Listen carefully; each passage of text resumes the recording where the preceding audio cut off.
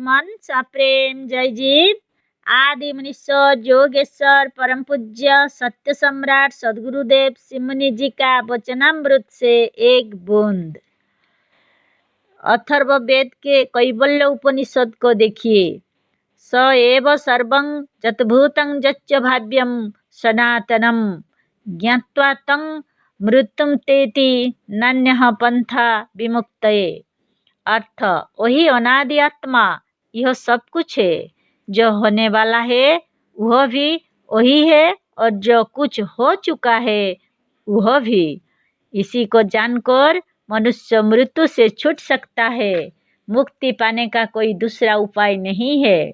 इस मंत्र में साफ साफ मृत्यु को दूर करने को ही मुक्ति माना है। यजुर्वेद के शतशत उपनिषद में और भी देखिए। ज्ञात्वा देवं सर्वपाशापहानिः क्षीणैः क्लेशैर्जन्म मृत्यु प्रहाणिः। अर्थ, उस परमात्मा को जब मनुष्य सचमुच जान लेता है तो सब प्रकार के बंधन से छूट जाता है और सब बंधन से छूटकर जब मनुष्य जीवन मुक्त हो जाता है तो जन्म मृत्यु के क्लेश से छूट जाता है। एक बात यह ध्यान देने योग्य है कि जब तक मरण के बंधन से नहीं छूटता उसका जन्म कैसे हो सकता है। अतः जन्म मरण के बंधन से छूटने के लिए अमर होना आवश्यक है। राजा लोग अपनी प्रसन्नता से कैदियों को देखने के लिए जेल में जाते हैं, पर उसके जेल जाने पर कोई यह नहीं कहता है कि राजा साहेब को 2 घंटे के लिए जेल हो गया, क्योंकि राजा साहेब बंधन में पड़कर जेल में नहीं गए थे, अपनी इच्छा से जेल गए थे कैदियों की अवस्था सुधारने के लिए। इसी तरह से इच्छा करने से जोगी और मुक्त पुरुष भी शरीर छोड़ते और धारण करते हैं, मृत्यु या जन्म के बंधन में पड़कर नहीं। यदि जोगी और मुक्त आत्माएं इच्छा करने पर भी शरीर ना छोड़ सके तो यह अमृत तत्व भी बहुत बड़ा बंधन हो जाएगा। इस शोक मंत्र में जो मृत्यु शब्द आया है उसका कोई दूसरा अर्थ नहीं है।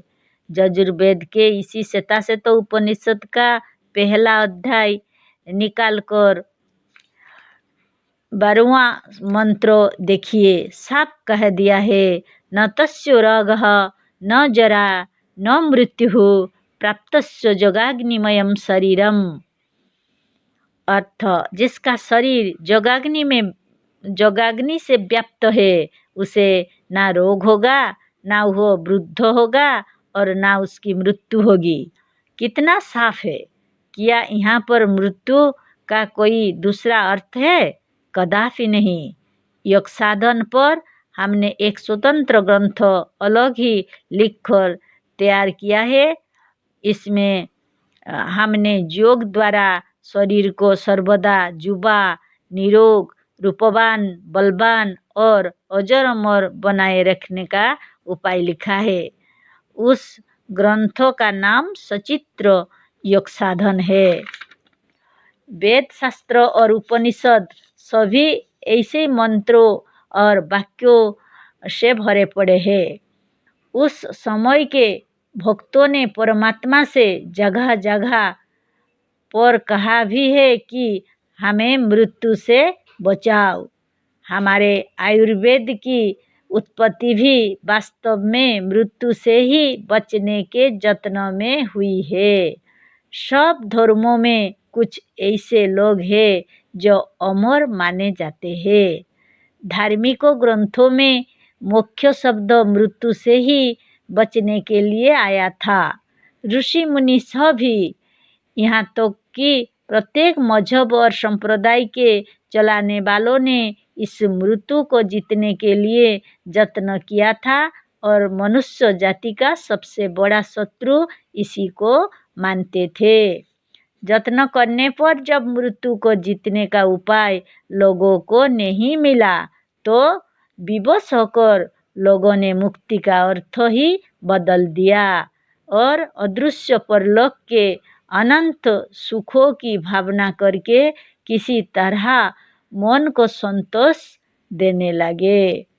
अब भी यदि मृत्यु को जीतने का कोई उपाय मालूम हो जाए तो सारा संसार उसे अपनाने के लिए तैयार रहे।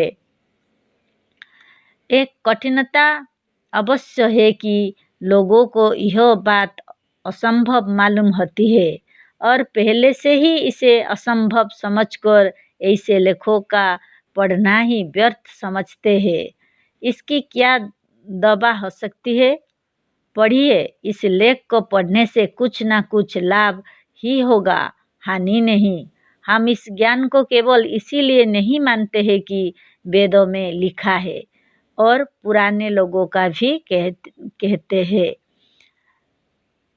जो बात सत्य है उसे पुराने लोगों माने या ना माने, वेद कहे या ना कहे, वह सत्य है। इस विषय में हमारे पास अनेक प्रमाण है। कुछ यहाँ पर इस अध्याय में कह दिया है और कुछ आगे कहेंगे।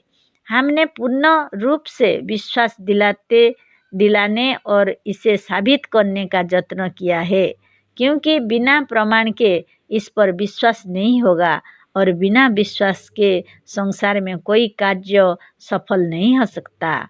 इस पुस्तक के अंत में इस विषय पर वेद के और अनेक मंत्र प्रमाण के रूप में उपस्थित किए गए हैं। जय जीव।